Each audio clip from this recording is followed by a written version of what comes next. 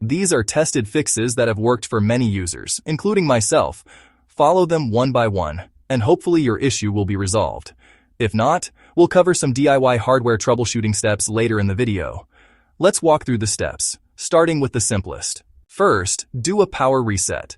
Turn the TV on, then unplug it directly from the wall. Wait 30 seconds, plug it back in, and power it on.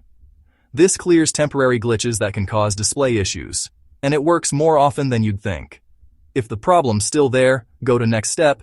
Disconnect your external devices. Unplug everything. Streaming sticks, game consoles, cable boxes, all of it. Then pull up your TV's menu. If the lines vanish, one of those devices or cables is the problem. Reconnect them one at a time until the lines come back. That's your culprit. While you're at it, check for software updates. Press Home, go to Settings, then Software Update, and install anything available. Samsung occasionally pushes firmware fixes for display bugs. This might solve it with zero effort on your part. If the problem persists, try a factory reset.